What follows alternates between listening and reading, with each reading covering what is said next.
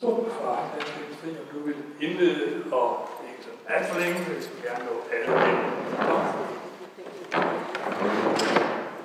Det vil jeg gerne, så man kan droppe de her 4 første sider, jeg har om, hvor vigtigt det indre marked er. Så bare... Det er vi sådan set godt blive klar over.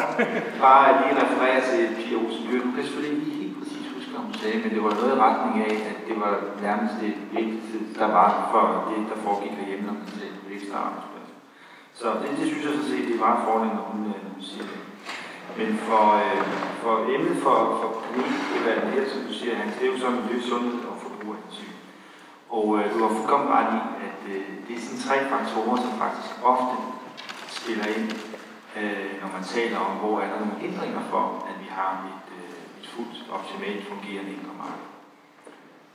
Og erhvervslivet vil gerne have et fuldt optimalt fungerende indre marked. Så det må jo så betyde, at vi blandt andet i DI må være imod både miljø og sundhed og forbruger. Det er så dagens aha-statement, at det er jo rent faktisk ikke. Vi har i Danmark nogle fantastiske kompetencer, når det gælder miljø,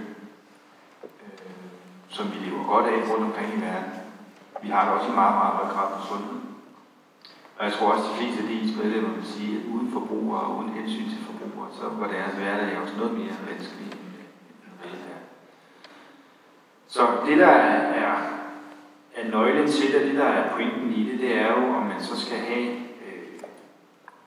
nationale regler for de her 3 områder, som I har udspecificeret, eller at man skal prøve at stræbe hen imod at have nogle fælles regler i EU. Det indre marked er jo 31 lande, det er ikke bare 28, vi har også de her EU-lande, Liechtenstein og Norge osv. Så skal man have 31 forskellige regler, eller skal man have et regelsæt for det fælles indre marked på de her hensyn. Det er virkelig der, det er der, hvor det ligger begravet.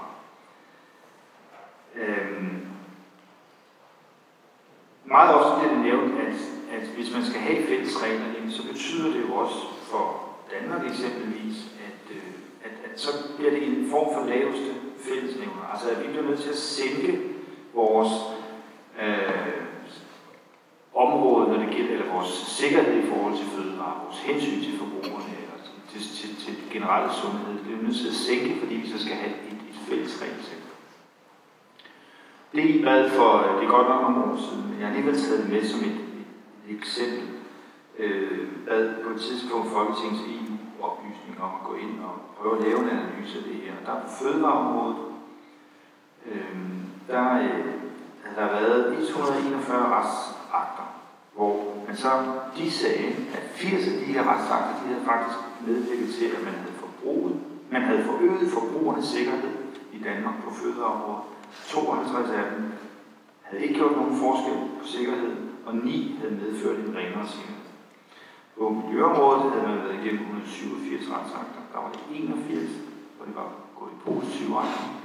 104, hvor det faktisk ikke havde haft nogen betydning for det danske niveau, og så 2, der havde påvirket beskyttelsesniveauet negativt.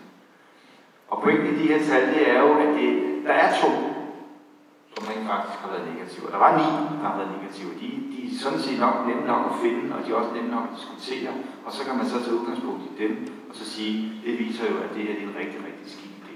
Og tendensen er bare en gang imellem, at man glemmer de 80, som på fødevareområdet rent faktisk har øget sikkerheden for forbrugerne i Danmark, og de 81, der på miljøområdet har gjort det samme. Så vores indgang i det her, det er, at det indre marked er ikke optimalt, som det er i dag. Det er noget, der skal arbejdes med hele tiden. Verden ændrer sig. Der sker hele tiden nye ting. E-handel er et eksempel, altså, som man jo ikke rigtig havde inde i hverken forbrugernes eller lovgivernes mindset for 10 år siden, og det er jo noget, der har revolutioneret hele det område. Og derfor så skal man også hele tiden arbejde med det indre marked. Vi skal arbejde med at gøre det mere effektivt at arbejde med at få regler, som er beskyttende både på miljøområdet og på sundhedsområdet overfor forbrugerhensyn. Men at opgaven må hele tiden være at søge og lave de regler i fælles karakter i EU og ikke med nationale til. Jeg tror, jeg vil slutte der, måske med de sidste ting om, at et stort indre marked skaber jo altså også en fælles platform for Europa udadtil. Og her tænker jeg sådan set ikke kun på virksomheder i Europa, at de via et stort hjemmemarked kan skabe grobund for at være en økonomisk faktor i verden. Det gør jeg også. Det er vigtigt. Faktisk indtil 2014 er Europa stadigvæk den største økonomiske magt i verden. Godt nok meget, meget skarpt efterfulgt af både USA og Kina, og i hvert fald Kina kommer nok over her i løbet af 2015. Men ikke desto mindre er det jo en stor økonomisk magt, og ved at have det hjemmemarked, så skaber det altså også, både for virksomheden, men sådan set også for Europa og nogle af de værdier, vi har i Europa, en magtfaktor, der gør, at vi kan have medindflydelse på, hvad der sker rundt omkring i verden. Jeg tror, jeg vil stoppe det. Ja, og så siger jeg tak, men vi kommer nok tilbage til os, så lige slut af det i hvert fald ikke. Men inden jeg slipper de regulerede sektorer fri, så vil jeg lige vende mig til den anden del af erhvervslivet, nemlig landbrug og fødevare. Jo tak, og tak for invitationen til i dag. Der er allerede blevet sagt meget omkring det indre marked, og meget godt at lige af de positive takter, så der allerede er blevet slået an. Der er ingen tvivl om, at det indre marked det sætter en fantastisk ramme for vores erhverv, og det er, at vi har tilgang til et marked, og vi kan sælge nogle varer. Og det er også vigtigt for os, at der bliver sat nogle fælles retningslinjer, fordi når jeg repræsenterer, når jeg selv landmand, jeg repræsenterer også fødevare og industrien, som er medlem hos os, jamen der er det meget vigtigt, både hvis vi sælger varer på det danske marked, EU-marked og også internationalt marked, at vi på en lang række områder har et fælles regelsæt. Det er sådan set forudsætningen for en del af den succes, der har. Så er jeg enig med Thomas i, at det omvendte med en masse nationale særregler, det forhindrer og forringer vores konkurrence, det forringer vores muligheder for at kan virke som en privat sektor. Jeg er også glad for den debat, som der også blev flugtet her i det sidste panel, som Joachim Hansen har rejst netop om, hvordan alle vi implementerer EU-lovgivningen i Danmark, hvordan alle man har diskussionen i Folketinget, og jeg er helt enig i, at vi har en for ringe diskussion omkring EU-lovgivningen, inden den bliver vedtaget i Bruxelles. Og det næste problem, vi har, det er sådan, at vi skal implementere lovgivningen, jamen så er det også nogle gange på et sparsomt grundlag, at Folketinget bliver konsulteret. I Landbrug & Fødevare har vi lavet en stor nabocheck-analyse, hvor vi har gennemgået en række direktiver og set på, hvordan vi implementerer i Danmark, og hvad er egentlig minimumskravene for implementering af de her direktiver. Og den overimplementering, der ligger i en række direktiver, som rammer direkte landmanden og også rammer vores fødevareindustri, det beløber sig rent faktisk til et tab, direkte økonomisk tab på vores sektor i en milliardklasse. Jeg har selv kunne læse i dagspressen, at landmændene har en indtjeningskrise i øjeblikket, en indtjeningskrise, som er meget alvorlig. Og når man tænker på, at sektorindkomsten, altså landmandens overskud, og alt er betalt, de sidste par år har ligget på niveauet 6-8 milliarder kroner. Så det, at man kan ved at fjerne en del af overimplementeringen, som ikke koster noget finanslov, kan øge landmandens bundlinje med 5 milliarder kroner. Det kan godt se, at så er det faktisk rigtig mange penge, vi taler om. Og dertil skal man så lægge, hvad overimplementeringen koster vores øvrige erhvervsliv. Så det er udelukket, det er produktionsbegrænsninger, det er øgede omkostninger, som overimplementeringen fører til. Og det er altså en debat, der er vigtig at tage i Folketinget, inden man går ind. Det er fair nok, kan man sige, at politikerne vælger at overimplementere, men man skal bare gøre det med åbne øjne, og så kende konsekvenserne af en overimplementering.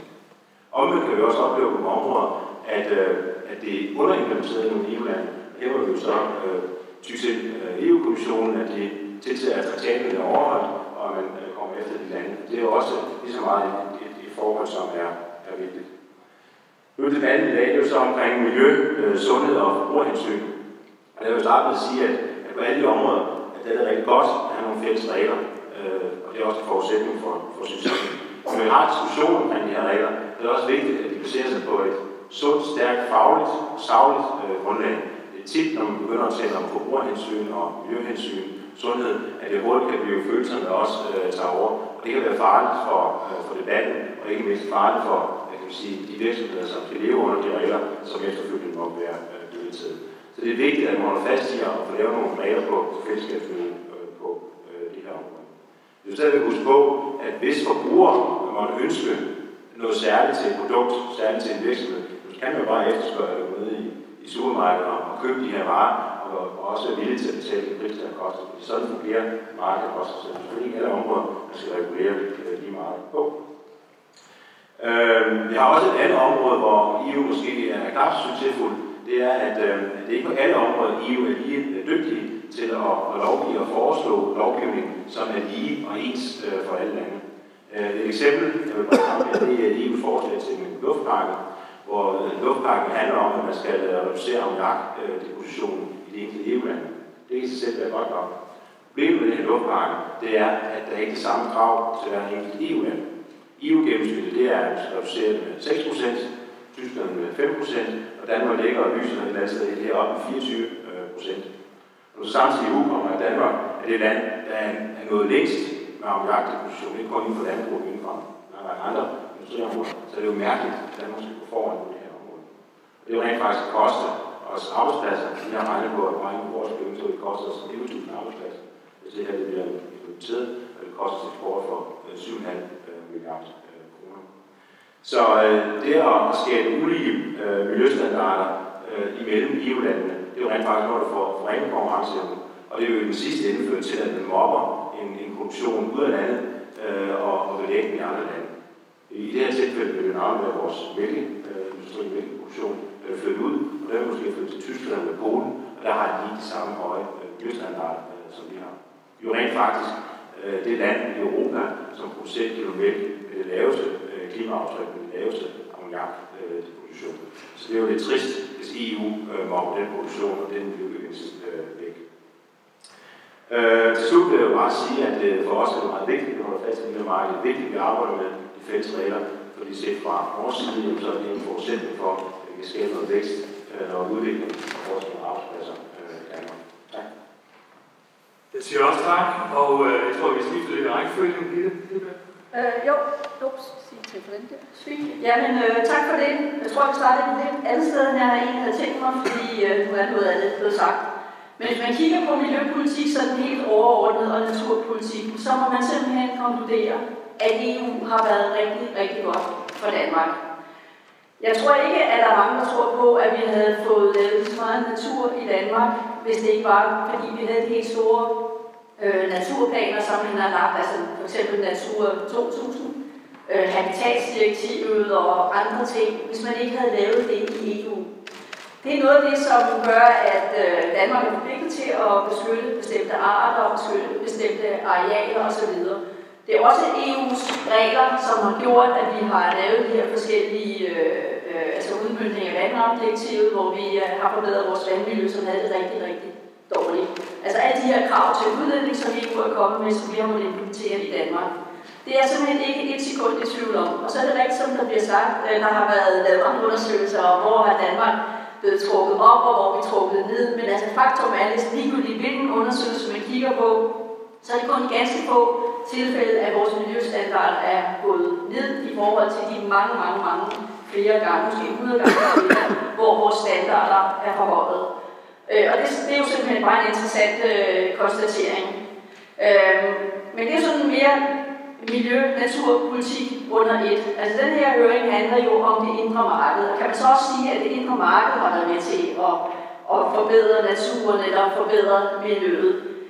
Altså der er jo forskel på, hvordan man ser på det, hvor det der kører under, hvad kan man sige, miljø, jamen det er jo meget fokuseret på miljø, hvorimod det andet er meget fokuseret på, at det indre marked kan fungere med nogle fælles miljøregler.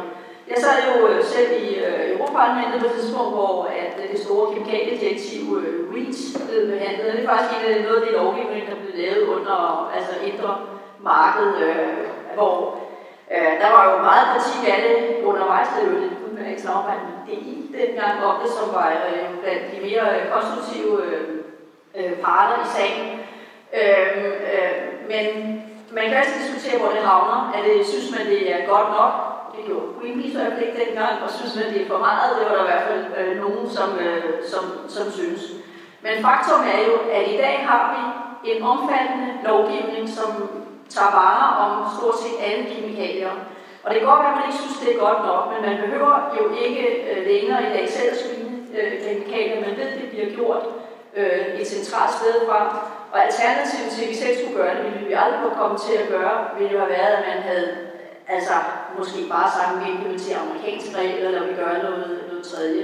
Men nu har vi fået vores egne regler i EU, og det synes jeg er godt, når vi ved, hvor meget vi handler med hinanden.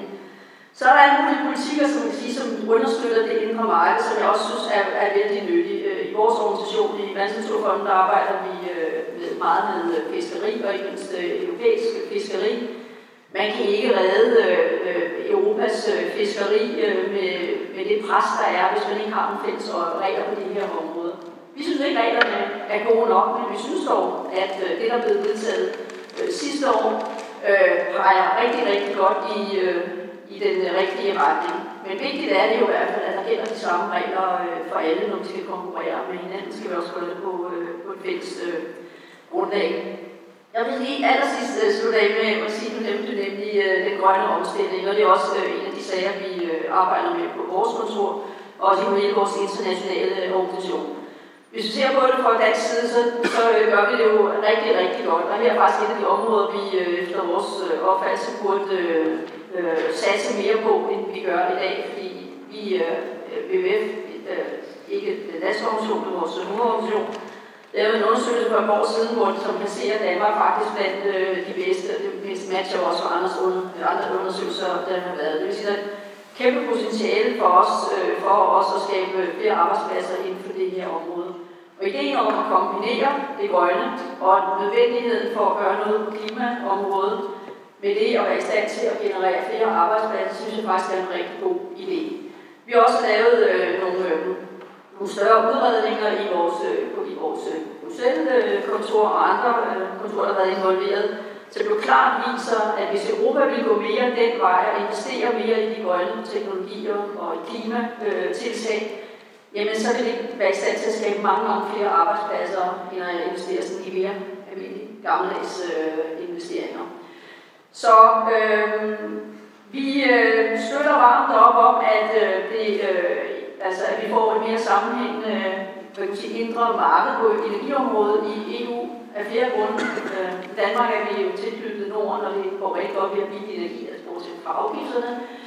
Så er der faktisk rigtig billig energi i Danmark, men det har de ikke i Sydeuropa, fordi energinettet hænger rigtig dårligt sammen. Men hvis man har en grøn udvikling og har en grøn omstilling, og sikre, at der er et marked for den vedvarende energi og for vindmøllerne, så kræver det også, at vi skal have et mere fleksibelt marked i Europa. Og det er selvfølgelig også sund fornuft, ikke alene på grund af det grønne, men selvfølgelig også på grund af det sikkerhedspolitiske, så vi kan bringe os lidt ud af russernes. Og det synes jeg var det sidste. Ja, jeg siger også tak, og Mark Jelsø, som er vicedirektør for Forbrugerrådet, er en tålmodig mand. Du er ikke lavet ordet nu om det sidste, nu er det dit tur. Ja, det bliver jo snart svært at tilføje. Jeg vil sige, at når man nu hører argumenterne for det indre marked, jeg vil straks, ligesom alle andre, der sagde det, kan tilslutte mig, at det indre marked har givet en masse fordele for forbrugerne. Men man kan samtidig få det indtryk, at formålet med det indre marked er at give virksomhederne øget adgang til større markeder, og forbrugerens rolle bare er at sikre, at virksomhederne kan sælge deres produkter. Jeg vil sige, det er jo ikke menneskene, der er til for organisationernes skyld. Det er ikke forbrugerne, der er til for virksomhedernes skyld. Det er virksomhederne, der er til for forbrugernes skyld, fordi virksomhederne forhåbentlig producerer noget, de forbrugere har brug for. Og derfor giver det indre marked jo kun mening, hvis det bliver indrettet på en måde, så det først og fremmest tager øje for at være til fordel for forbrugerne. Og det glade budskab er selvfølgelig så også, at det ikke vil være sådan, at vi kommer op og slås om det, at hvis det er til fordel for forbrugerne, så er det jo også en fordel for virksomhederne. Fordi at trygge og kritiske forbrugere er faktisk en forudsætning for, at vi også kan få økonomisk vækst hos virksomhederne. Hvis forbrugerne begynder at blive utrygge ved at handle på nettet, så holder de op med det. Det vil sige, at så går handlen ned. Hvis forbrugerne ikke har mulighed for at kigge virksomhederne kritisk efter et sømmende og foretage deres valg på et oplyst grundlag, så er der ikke nogen, der sørger for, at virksomhederne opper sig og udvikler sig, og så bliver produktiviteten og innovationen lavere. Så derfor handler effektiv forbrugerbeskyttelse ikke om at pakke forbrugerne ind i vat, men om at sikre, at samfundsøkonomien fungerer på en fornuftig måde. Til gavn for os som samfund og som forbrugere, men det er jo selvfølgelig også til fordel for de gode virksomheder. Det er jo sådan set dem, vi har brug for. Men så kommer hele den her diskussion omkring national eller europæisk regulering, og den har jeg altid synes var lidt sær, om det er bedre med national regering eller med europæisk regulering eller omvendt. Det vil sige, at jeg har den meget platte tilgang til det, at europæisk regulering er bedre end national regulering, hvis den er bedre. Hvis de regler, man vil vedtage i EU, er bedre end dem, vi har i Danmark, så vil jeg til enhver tid foretrække, at de bliver lavet i EU, både fordi de er bedre, og fordi det er bedre, at de bliver lavet i EU end bare i Danmark. Men hvis de er dårligere, så vil jeg altså lov til at sige nej tak og beholde en god national lovgivning. Så endelig ja tak til mere indre marked, og vi har fået mange gode eksempler på områder, hvor vi har brug for det. Det er man sådan set helt enige i. Gitte nævnte det sidste på energiområdet, hvor forudsætninger overhovedet for, at vi kan få glæde af vindenergien i hvert fald, den er jo også, når det blæser meget, og vi producerer mere strøm, end vi kan aftage i Danmark, så skal man kunne komme af med det ned til Tyskland. Det er svært i dag, fordi nettet går i stykker om lidt i Tyskland. Omvendt, når det ikke blæser sådan noget i Danmark, skal vi kunne få det op. Så ja, endelig mere der. Også det digitale marked, som Pia Olsen Dyhr nævnte, helt enig. Jeg kan nævne flere eksempler der er nogle absurde eksempler med biludlejere, som sætter forskellige pris, når de lejer biler ud. De spanske biludlejere, når de bare lejer biler ud på nettet, og de kan se, at det er en spansk IP-adresse, som bilen bliver booket fra, så sætter de en pris. Hvis det er en nordeuropæisk IP-adresse, så sætter de en højere pris, fordi det er man jo til vant til deroppe. Det er sådan set ulovligt, men det fungerer ikke i dag. Det er sådan, det foregår. Det samme med flybilletter. Hvis man vil købe en flybillet til udlandet, så kan det tit være en fordel at købe den på en udenlandsk adresse. Bortset fra, altså, det har rejsebureauerne jo også luret, så de sætter altså en anden pris, når de skal sælge billetter til danskere, hvis det er fransk rejsebureau, end hvis de skal sælge dem til franskmændene. Det er jo også ulovligt, men det foregår. Så ja, endelig ja til mere indre marked. Men altså, jeg kan så også blive lidt bekymret, når man så begynder at sige, at derfor skal vi endelig ikke på dansk national enegang. Vi hørte Thys Petersen tidligere i dag sige, at det var vigtigt, at man fik fjernet alle diskriminerende handelshindringer, tror jeg, det bedste oversættelse må være. Der vil jeg sige, at det der med, hvad en teknisk handelshindring er, hvornår den er diskriminerende og hvornår den er velbegrundet, det er altså en fandens svær diskussion. Jeg er helt sikker på, at amerikanerne opfattede det som en teknisk handelshindring, at vi ikke vil have klorkyllinger i Europa. Det gør jeg ikke opfattet som forbrugerbeskyttelse. Og vi har haft diskussioner rigtig mange gange i Danmark også. Hvis jeg skal nævne sådan en sag, hvor vi har vundet en, hvor vi har tabt en, der stadig er uopgjort, så kan jeg sige, at den danske regering indførte et forbud mod det hormonforstyrrende stof, bisphenol A, i sutteflasker og vindprodukter her for nogle år siden. Det var mens Eva Hansen, der desværre var fødevareminister. Det ville regeringen på det tidspunkt ikke gennemføre, selvom det var et folketingsflertal, der brændte i regeringen at gøre det, for de sagde, at det var i modstrid med EU at gøre det, fordi det skal ikke være på EU-niveau. Så blev regeringen til sidst tvunget til at gøre det alligevel. Og nu kommer moralhistorien. Hvad skete der så, at der kom ikke en EU og slog Danmark i hovedet? Tværtimod, nede i EU, der sagde, så det hed nede i Europa, der fandt man ud af, at det var måske meget fornuftigt med det der forbud, fordi det er et farligt stof. Så derfor blev konsekvensen så, og efter der indførte man det samme forbud i EU. Og det er i virkeligheden sådan, jeg tænker, at national regulering kan fungere, når den er god. Det er, at når nogle nationer går enegang op over det fælles europæiske niveau, så fungerer de jo også som løftestang, der kan medføre forbedringer i resten af Europa. Ellers så går dynamikken i stå.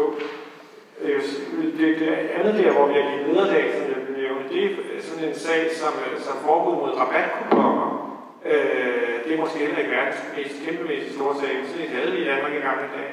Og det var alle danske partier enige om, det var en god ting, fordi hverken erhvervspolitikerne eller forbrugerne har glæde af, at man skal læse 70 tilbudsaviser og klippe kuponer af her i, for jeg er sikker på, at man får de rigtige priser. Men det fik vi altså at vide, det var i modstrid med EU-reguleringen, og det er en teknisk handelshindring, hvis det ikke er muligt for svenske virksomheder at komme af med deres rabatkuponer i Danmark. Og den sag har vi altså ikke løst endnu, vil jeg så sige. Og det er meget komplet ubegribeligt, at når man i Danmark har opfattelsen af, at noget er et problem for forbrugerne, at man så ikke har lov til at sige, sådan vil vi ikke indrette vores samfund, fordi det er en teknisk handelshindring. Den tredje, som er uafgjort, det er jo så sagen om dankortet. Og der er vi jo i Danmark rigtig glade for, at vi har et meget velfungerende og enormt billigt betalingsmiddel, som alle danskere har.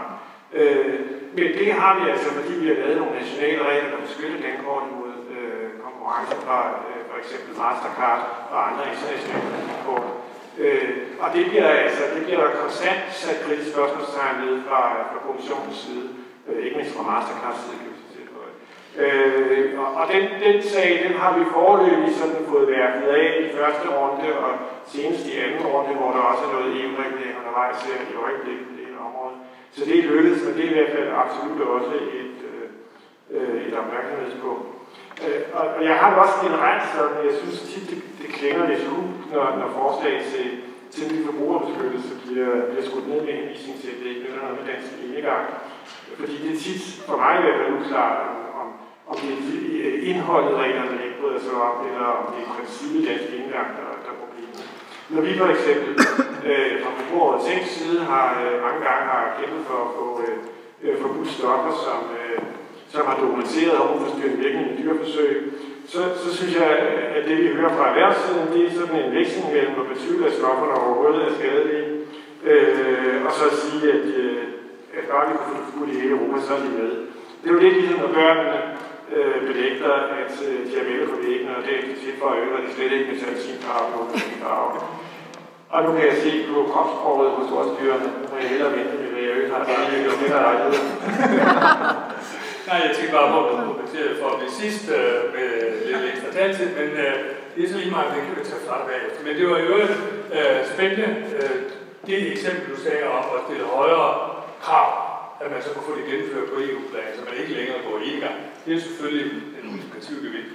Men det andet ting, jeg kom til at tænke på, det var faktisk noget, jeg kom ind på i indledningen, det er, at den enes beskyttelse er jo den andens tekniske handelshindring. Og jeg har også fulgt den danske debat så meget, jeg ved, at hvis andre lande går i enegang, så er vi også hurtigt til at protestere og pege på den som tekniske handelshindring. Så det er jo en svær balance, som ofte ender i Europadomstolen. Men jeg ved ikke, Thomas Plustrup, har du et synspunkt, hvor I har stødt på i det indre marked, for så vidt også Lars og så i jeres erhverv, at andre går i enegang, som de siger, for at bevare et bestemt niveau, som så er virkelig en teknisk handelshindring for jer? Det sker jo hele tiden. Og det er også derfor, at jeg nævnte før, at det indre marked er, og det bliver aldrig sådan, at man bare kan sætte et kryds og sige, nu har vi det, og så gå i gang med noget andet. Det er hele tiden noget, vi skal arbejde med.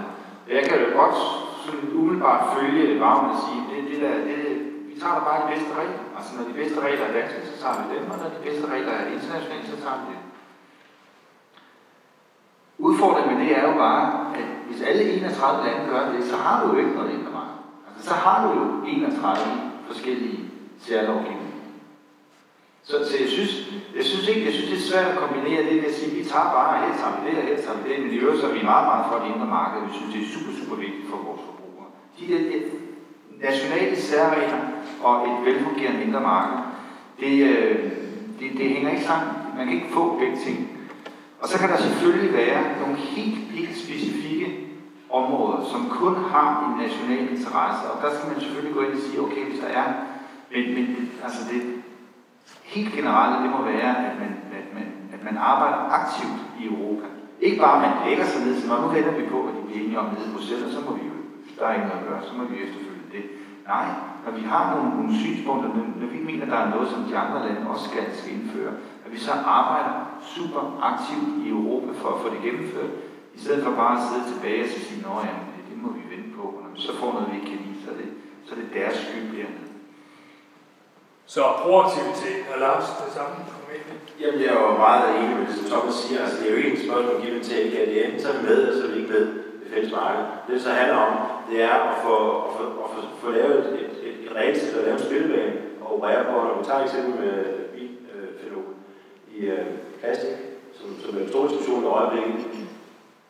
Jeg skal ikke komme til dommer over, om det er farligt eller ej, men vi har jo EFSA, som netop er sat i verden som en faglig instans, der skal være med til at afgøre og rådgive EU-systemet, kommissionen og parlamentet om, hvorvidt det her er farligt eller ej. Og på baggrund af det sætte fælles regelsæt. Og det vil vi selvfølgelig følge til hver tid. Og sådan skal det også være på en lang række andre områder. Og det er det, jeg vil være med til, at man prøver at gøre og sikre, at det holder på det saglige niveau, man prøver at finde de fælles regler, og så gøre det i EU.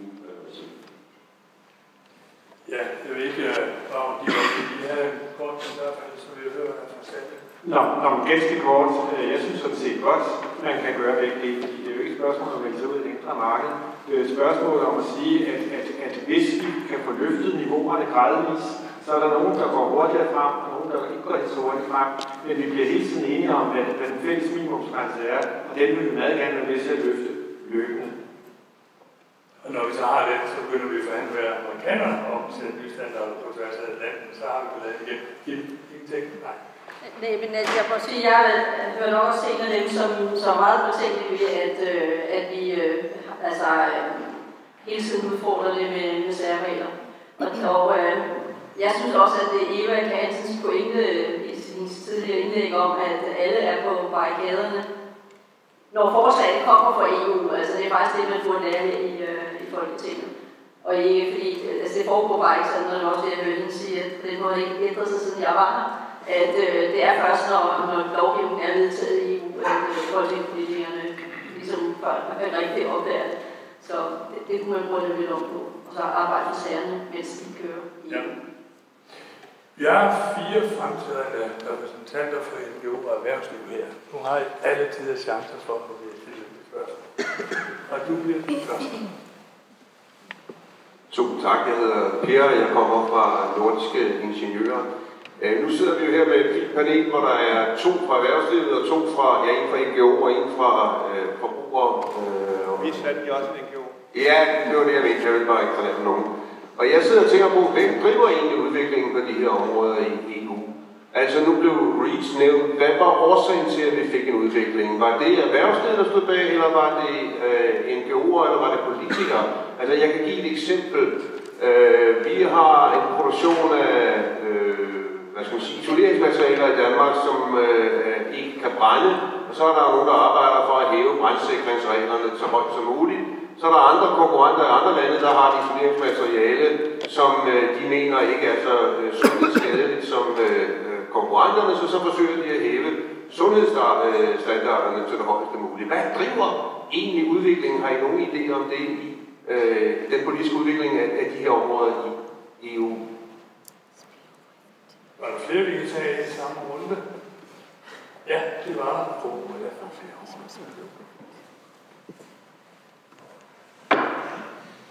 Martin over fra Cepos. Altså det her med fælles standarder, det er jo virkelig også noget, man godt kunne, og det er jo det, man forsøger at gøre med det fælles transatlantiske. Det er at gribe tingene an, inden man begynder at udvikle forskellige måder at gøre tingene på. Jeg har ikke forstand på klorkyllinger, det er et eksempel på. Det lyder ikke rart, men I har også fundet på et udtryk, der skal sørge for, at det lyder rart. Altså det er jo den måde, de har valgt at gøre det på i USA. At der kæmpe salmonella på, det er sådan noget med at vaske kyllingerne efter de bliver slagtet. Det kan vi ikke lide, det er ikke den måde, de har valgt. Men hvis nu vi havde talt sammen på forhånd, så kunne det være, at vi kunne have fundet frem til nogle fælles opfattelser af, hvad der er en god idé at gøre, hvad der er en skidt idé at gøre. Nu er vi lidt i en situation, hvor vi godt kunne have en mistanke for, at der måske var nogle også danske producenter, nogle europæiske, der taler med jer og andre og forklarer, hvorfor det er utrolig skidt idé med de her amerikanske kyllinger, fordi det er jo deres interesse, at den konkurrence ikke kommer på deres område. Så man skal passe lidt på med det der med, at der er en høj standard og der er en lav standard. Som sagt, jeg har ikke forstand på lige præcis det der med klorkyllinger, men ideen om, at man altså objektivt kan lægge fast, hvad der er en høj standard og hvad der er en lav, det er lidt naivt at gøre. Jeg synes nogle gange, for borgerne har en tendens til at være lidt naivt på den front der. Fordi nogle gange, så kan det jo også være, at forbrugerne gerne bare kan have frit valg. Altså, at de gerne vil have lov til at vælge, om de vil have GMO eller ikke GMO, om de gerne vil have lov til at vælge, om de vil have den danske måde at bekæmpe salmonella på, eller den amerikanske. På den måde kunne man forestille sig, at forbrugernes interesse var det frie forbrugsvalg under information og viden, og at det måske var forbrugerrådets opgave at sikre frihandel og ikke forsikre protektionisme gennem standard. heller ikke så mange klorkyllinger, men jeg tror, de er rene. De kommer ikke ind til det. Men det kan være, at de ikke smager så godt. Hvem er jeg vil svare? Der var 2 spørgsmål. Altså, hvor foregår det her? Ja. Skal vi lade være med lige svare? Det var sat under angreb. Jeg vil sige, at for mig der er det vigtigt ikke, at forbrugere har frit valg, men at de har let valg. Og jeg synes, det er en rigtig ubehagelig situation at forvente, at folk skal være nærmest have en PhD i forbrugerforhold for at kunne have en normal ind, når de kommer ind fra arbejde og er trætte og har en skrigende unge på det. Og så skal jeg tjekke produkternes varedeklarationer og holde mig op mod, at jeg ved, at der er 200 forskellige stoffer, der står på EU's liste over særligt farlige stoffer. Om det nu indgår i varedeklarationen, og er der også noget med, om virksomheden opfører sig ordentligt, og er der ikke noget med 3, der ikke har betalt skat, og skal jeg så også vælge et andet selskab, og har det må betale skat, og det er fandme svært at være forbruger, hvis alting skal klare sig forbrugeren ude på markedet. Og det er jo derfor, vi har brug for noget lovgivning, der regulerer ting. Ja, tak. Lige præcis nu lige ved faktisk ikke, om det er normalt, altså det er jo kommissionen, der kommer med et forslag. Men altså, nu har jeg selv været politiker, og nu er jeg selv opvist. Og jeg kan også fortælle, hvordan det foregår. Mange af tingene er jo drevet af, altså for eksempel har vi en stor organisation i Bruxelles, som vi arbejder sammen med vores kontor, og vi driver jo også sagerne. Altså driver de sager og forsøger at få de sager taget op, som vi synes, det er vigtigt at arbejde med. Og det samme gør danske virksomheder jo. Altså nu er for eksempel energieffektivitetsdirektivet jo blevet vedtaget, og der vil jeg sige, altså, hvem har drevet det? Jamen det er rigtig mange forskellige, der har gjort det, men det er virkelig drevet også af danske virksomheder, som har kæmpe store kommercielle interesser i, at det her bliver til noget. Og vi har rigtig, rigtig store interesser i, at det også bliver til noget, at det også bliver ambitiøst, men det er selvfølgelig ud fra en klimavinkel.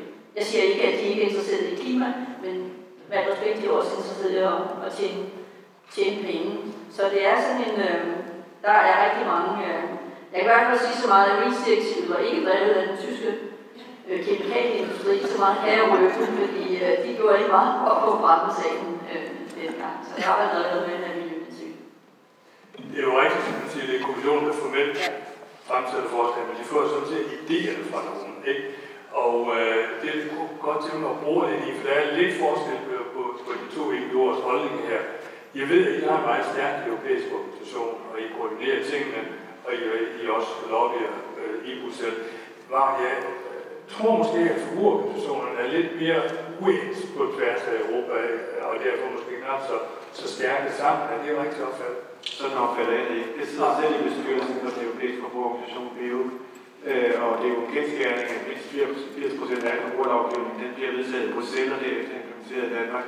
Og det der er det virkelig, altså nogle af dem, vi har mest dialog med overhovedet, det er vores kolleger i kontoret i Bruxelles.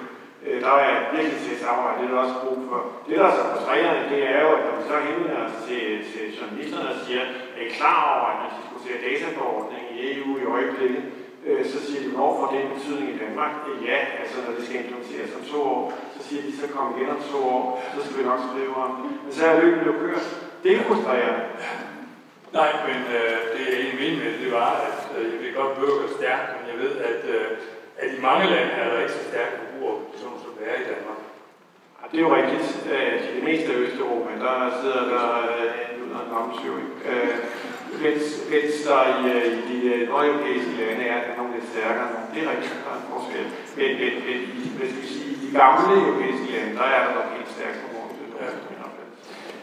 Jeg arbejder med tænktank i Bruxelles. Der var vi mest succesfulde med forslag, når vi kunne få de 2 sider bare sammen. Og nu nævnte du sådan noget som energieffektivitet. Altså et arbejde, det kunne ofte få støtte både fra jer, men også fra industrien, fordi de kunne se nogle muligheder i det. Er sådan en form for regulering, hvis den som vel og mærke er på europæisk plan, er den altid til skade for erhvervslivet? Nej, det er den ikke, og jeg tror også, den proces, hvis man spørger nogle af vores europæiske søsterorganisationer, så vil de sige, at på mange af de områder, der er vi jo penge end jeres, fordi det er os, der prøver at drive, kan man sige, den europæiske erhvervsorganisation i retning af de her ting. Nu nævnte du for eksempel bilting, altså det var jo noget diskussion med vores kære tyske kollegaer om det gang. Altså, Og det er sådan set ikke, altså det er ikke kun fordi, at man kan sige, det er også fordi, vi selvfølgelig i Danmark har nogle kompetencer inden for nogle områder, som vi kan sige en kommerciel idé i, men jeg tror egentlig også, det er fordi, at vi måske har hævet sig lidt op, men altså, at vi i Danmark bare har nogle målsætninger og en ånd og nogle værdier, der gør, at det her, de 3 områder, vi er på her, det er noget, som vi skal udvikle hele tiden. Og hvis det er at gå på kompromis i gang med nogle kortsigtede kommercielle interesser, så bliver vi nødt til at gøre det. Så der synes jeg, at vi er med til at drive en udvikling. Men vi vil gerne have, at vi kan man sige, overbevise vores europæiske kollegaer om det. Således det kan blive europæisk regelsæt og europæisk lovgivning. Nu tænker jeg ikke kun på at være pæne mennesker. Jeg tænker også på, at man rent faktisk måske kunne se en fordel i f.eks. energiregulering, at der er nogle nye muligheder for Danfoss, for Grundfos, for den type af virksomheder. At det kunne give dem en ny businessmodel. Det er klart, der har vi selvfølgelig nogle virksomheder, som har nogle helt specifikke egne interesser i det. Men når vi agerer på europæisk plan på de her områder med energi, så gør vi det ikke kun med udgangspunkt i Danfoss og Grundfos og de fantastiske teknologiske løsninger, de har. Vi gør det på vegne af dansk erhvervsliv, og også dem, som rent faktisk er storforbrugere af energi. Det er en balance. Det er et område, der virkelig er en balance, og der er nogen, som er meget interesseret i det ene, og der er nogen, der er meget reaktionære på det andet. Men vi prøver i den grad at finde den rigtige balance. Ja, det er for kort. Ja, bare for at sige, og det kan godt være svært for dansk industri, og det kan jeg egentlig godt forstå, det kan være, men også sige, at der er rigtig mange medlemmer af dansk industri, som gør det rigtig godt, og som vi også partner op med på alle mulige forskellige måder, altså Lego, Novozymes, Velux. Altså nogle af de fantastiske gode virksomheder, vi har, som er med til at understøtte den her grønne udvikling, som vi gerne vil have. Og på den måde er de vigtige for os, og vi er måske også lidt vigtige for dem, fordi vi kan være med til også at pushe nogle ting. Så der er mange fælles interesser, og jeg føler også, at det er en styrke, når NGO'er og erhvervsliv kan finde sammen om løsninger. Det gør vi jo på alle områder, også på det, jeg nævnte før med fisk, for eksempel. Jeg ved ikke, om Landbrug Fødevare vil skruet lidt ud af debatten her. Velkommen tilbage. Jamen, jeg kan jo sige, at nu blev jo spørgsmål omkring den transatlantiske frihandelsaftale på rejst, hvor spørgsmål omkring klorkyllinger er den ene diskussion. Altså for os handler det jo sådan set om, at vi skal undgå en handelskrig, når man kender på det her område. Jeg forstår udmærket også bekymringen fra forbrugersiden, om det er farligt eller ej, så er det altså få lov til at få det afdækket, om det er farligt. Fordi problemet er netop, at amerikanerne betragter netop klorkyllingen som sikker, hvor vi jo så har en anden opfattelse af det i Europa. Vi havde den samme situation for nogle år siden omkring indholdet af nitrat i pølser, hvor vi ville have et lavt indhold ud fra et sikkerhedsmæssigt synspunkt, og hvor tyskere ville have et højt indhold. Og det er igen det der spørgsmål, hvad definitionen af det. Der må vi sådan set lidt tilbage på den europæiske arena og blive enige om det en fælles forståelse af, at vi forstår, hvad der er sikkert eller ej. Det er åndssvagt, at vi bruger klorkyllinger til at stoppe for en frihandelsaftale, som kan give enormt meget vækst og udvikling i andre dele af erhvervslivet. Så der er igen, jeg bliver til at savle den faglige diskussion fra følelserne. GMO-bøffer vil vi ikke have, undtagen når vi kommer til New York, så styrer vi for det største overbygger med det. Nå, det er jo stedet en område. Er der nogen fra salen, der lige vil fyre sig på bred side af?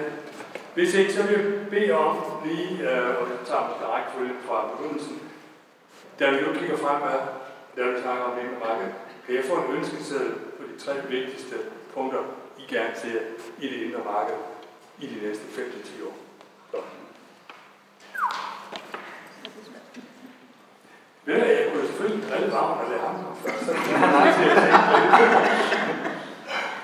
Hvad? Han kan godt. Jamen, ja, det kan jeg godt. Fordi at et af det har vi jo det digitale indre marked. Jeg synes, der er et enormt stort behov for, at vi er stillet på samme måde, når vi handler med digitale produkter, som når vi går ind i en fysisk butik, i stedet for i dag, hvor man ikke aner, om jeg må dele en DVD med min søn, når jeg er færdig med at spille den selv. Det er det ene. DVD, hvad er det nu? Det er det ikke noget, der findes. Eller det er det, jeg skal have. I hvert fald et digitalt indre marked, der giver samme rettigheder på digitale produkter som fysiske. Det er det ene. En ordentlig indsats for at fremme bæredygtige forbrug. Forstået på den måde, at vi har et udmærket hjemmedesignprogram i EU, hvor man dels laver energimærkning og udfaser produkter, der har for højt energiforbrug. Jeg synes, man skulle gøre det samme, når vi snakker om produktholdbarhed. Sætte nogle regler, der sikrer, at produkterne bliver holdbare, og at de ikke holdbare, de bliver udfaset, så vi slipper ind en planlagte forældelse. Og så det, der står meget højt på vores ønske, det er nogle bedre kemikalieregulering. Og det er ikke fordi, at jeg skal lægge REACH for havde det var sikkert et fremskridt, da det kom, og det var det. Men i mange henseender, så er det her the right to know, det er blevet til the right to know i stedet for. Og den måde, man laver risikovurderinger på, den er helt ude af trit med den viden, man faktisk har i dag, om hvordan kombinationseffekter virker med forskellige stoffer. Jeg har ellers foreslået amerikanerne for at løse det problem med TTIP på kemikalieområdet, at amerikanerne kunne bare simpelthen tage REACH-lovgivning og indføre den i USA. Det var en vits. Er du klar? Når du spørger om top 3, så bliver top 1, det bliver nødt til at være en gentagelse af det, jeg har nævnt før. Det er, at man konstant arbejder med at gøre det indre marked, vi har i dag, mere effektivt. At der bliver fokus på det, at man i kommissionen sætter større pres også på medlemslandene i forhold til alle de særregler, som er kommet. Så det må være et indre marked, som er tænkt godt og som er rigtigt i dag, men som vi bliver nødt til at arbejde med løbende. Hvis vi skal nævne en specifik ting, så bliver det byggemateriale. Jeg kan ikke huske, om det var Eva eller det var Pia, som nævnte det. Det er fuldkommen rigtigt. At lige præcis det område, det er simpelthen en jungle for virksomheder at finde frem i. Fordi at alle, der er rigtig mange lande mener, at de skal have specielt krav til, hvad byggematerialerne skal kunne opfylde hvis man bygger huse i det land. Og det er hemmeligt for det indre marked, det er selvfølgelig også hemmeligt for forbrugerne, mener jeg, men det er også hemmeligt for de virksomheder, især danske virksomheder, som har en lang række rigtig gode materialer inden for det. Det sidste, jamen det skal så være et indre marked sammen med USA. Nu er TTIP blevet nævnt nogle gange, og jeg er helt enig med Martin i, at et fælles indre marked med USA er i virkeligheden endnu mere for at kunne sikre fremtiden, at når der bliver lavet nye standarder, verden forandrer sig, der sker nye ting, at vi så har et forum, hvor vi kan diskutere med dem om, hvordan vi synes, det skal være. Det er mere et spørgsmål om det i virkeligheden, at gå tilbage og så sige alle de forskelligheder, der er i dag, hvordan klarer vi det.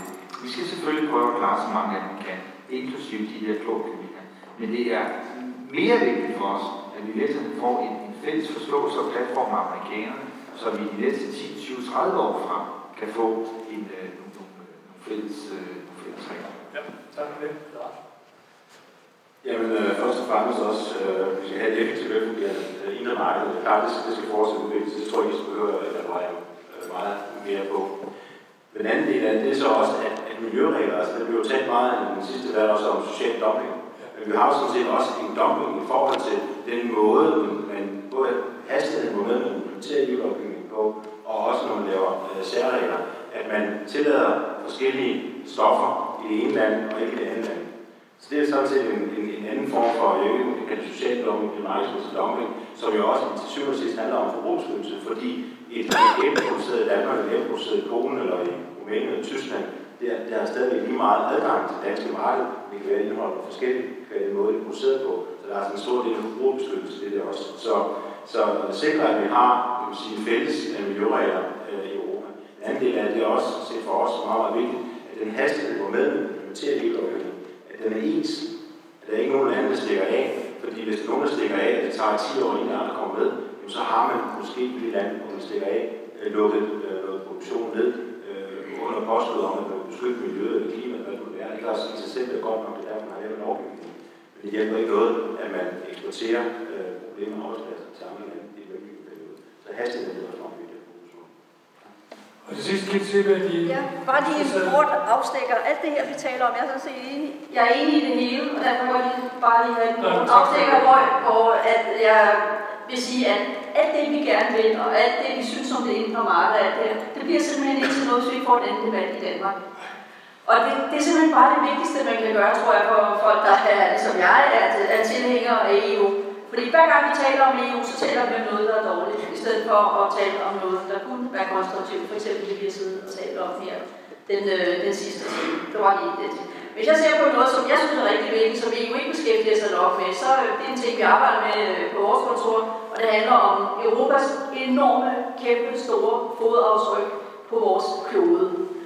Og der kunne vi rigtig godt tænke os, at der de kommende år bliver sat mere fokus. Altså EU har lavet rapporter om, hvad er vores fodaftryk i Argentina og i Brasilien og Sydøstasien og på fisk i Indonesien og hvad ved jeg, hvor vi jo bare forbruger mange gange mere, end der egentlig er ressourcer til. Og få det på dagsordenen og få EU til at tænke i at tage et ansvar for andet end det, der lige er inden for EU. Det gælder for eksempel på biofuels. Vi er rigtig glade for, at vi går i en grøn retning, men det er ikke i orden at bruge træ, hvis det stammer fra områder eller andre afgrøder osv., hvis det ikke er bæredygtigt. Altså det her, altså jeg er sikker på, at når man laver grønne løsninger, så skal de også være bæredygtige. Og det føler vi os ikke overbevist om i dag, at de er. Og det er altså en rigtig vigtig sag i de kommende år. Så har jeg lige en ting mere, som jeg nu må sætte forældrene på. Jo, det har jeg allerede med en gang. Det er, at vi får et velfungerende indre marked for energi, og får nettene til at hænge bedre sammen. Fordi som sagt også er en forudsætning for, at Europa går hen mod at blive fossilfrit her inden for de næste 35 år, næsten fossilfrit inden for de næste 35 år. Så det er de ting, jeg har på min. Tak. Tak for at sige, at vi ingen bedre vejen kommer uden en bedre og mere kvalificeret EU-debat i Danmark. Du har lige skrevet vis forstand for tænketanken i Europa. Det er derfor, vi er. Ida Seeberg, Magne Jelsen, Lars Vilsfeldt og Thomas Budstrup, I skal have tusind tak for jeres tid og for jeres debat.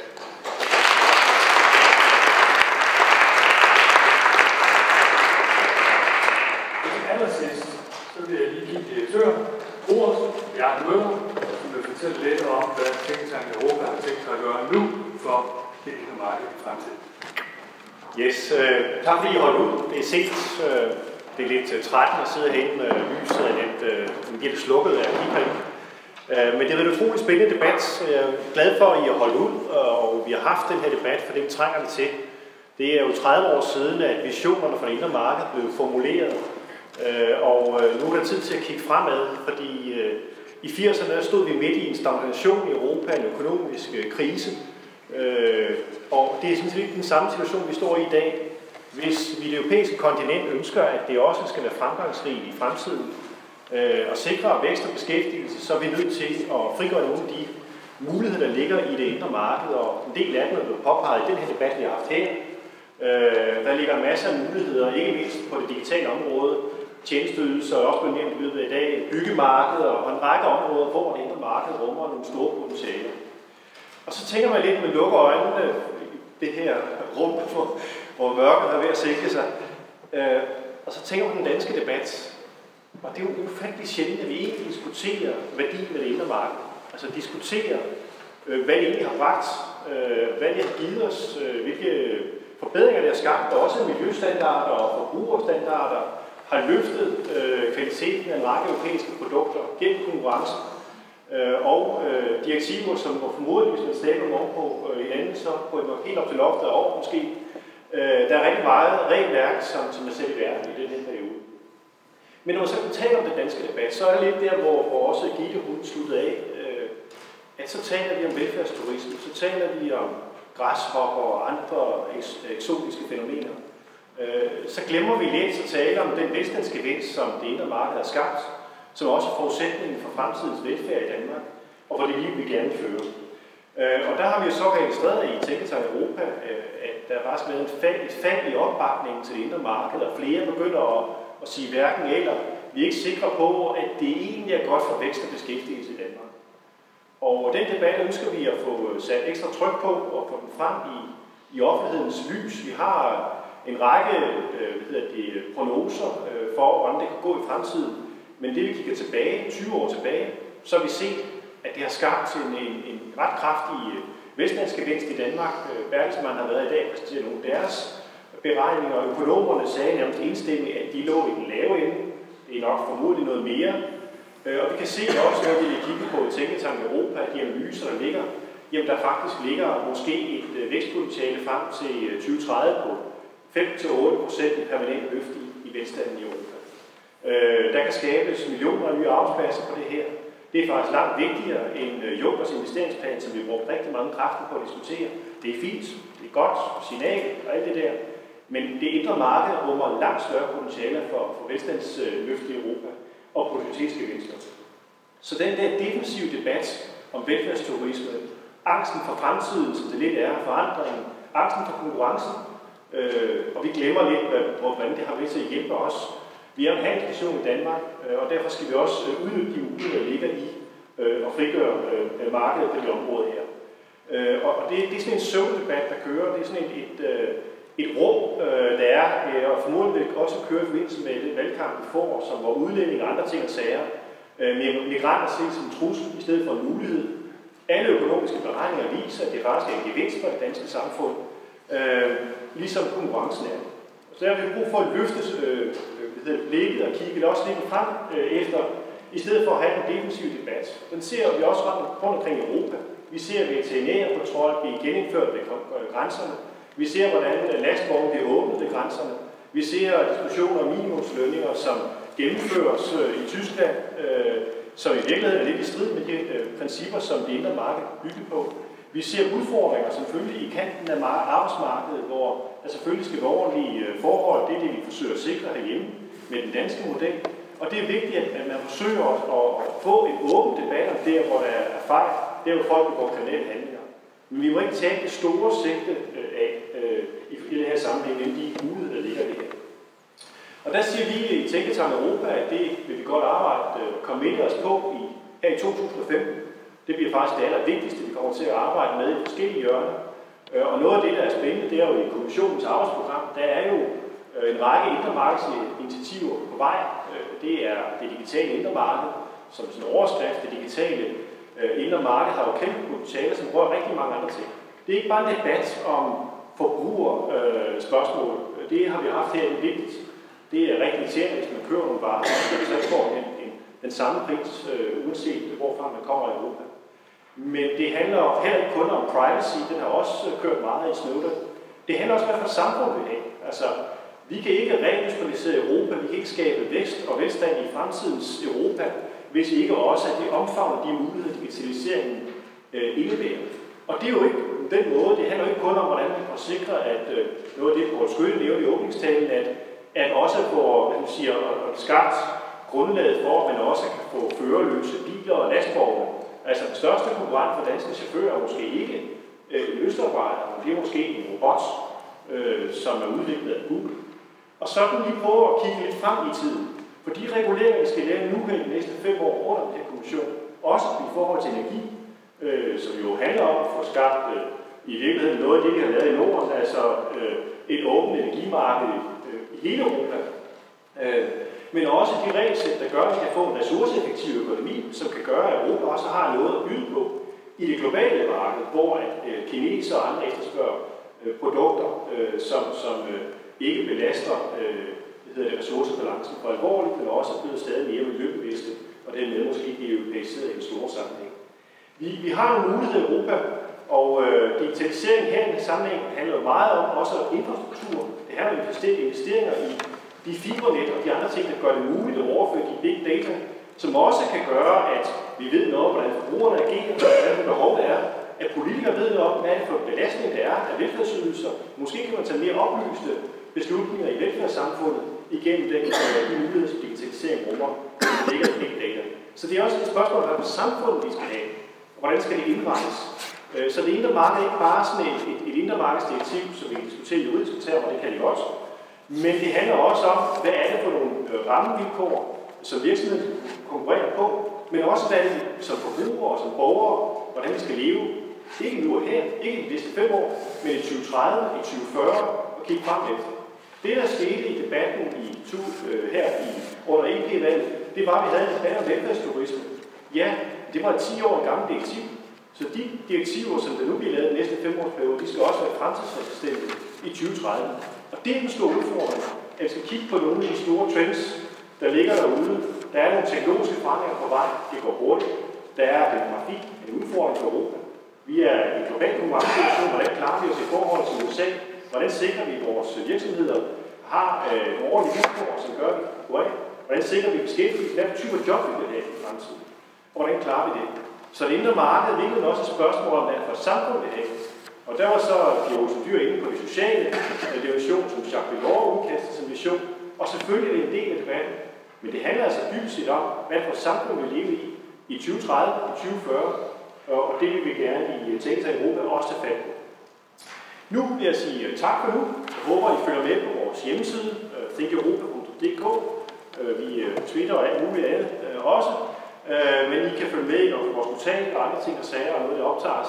Det er selvfølgelig i år, det indre marked, men også en masse andre ting om retsforbehold, som kommer, osv. Jeg vil gerne sige tak til dagens talere. Tusind tak, for at I kom, oplyste os, bragte os videre, forhåbentlig. Og så håber I ikke glemmer at tale det indre marked i næste uge, og i næste uge, og i næste uge. For hver eneste dag, vi sidder her, så bliver der gennemført mindst 2 eller 3 nye nationale særregler rundt omkring Europa, som er med til at forhindre konkurrence. Så det er en lille kamp, også som Thomas Bustrup sagde. Så glem ikke debatten. Lad dem ikke gå ind og sove. Vi må tænke over det. Og lyskæber videre. Og hjælp os med at gøre det, fordi vi er en lille tænketank. Vi har brug for rigtig mange der til at løfte sammen med os. Så, og kaste ind i debatten. Der må også komme med kritisk en gang imellem. Det er godt det. Og tak til Hans Martin, som modererede dagens debat. Det var en fornøjelse. Du har stor viden, og du bringer europæisk kundskab ind i den her debat. Så det er rigtig godt. Tusind tak til alle sammen. Der er en lille smule, ja, det er vist ikke alkohol, men det er bare sukkervand. I velkommen til at sukkervand. Tak for det.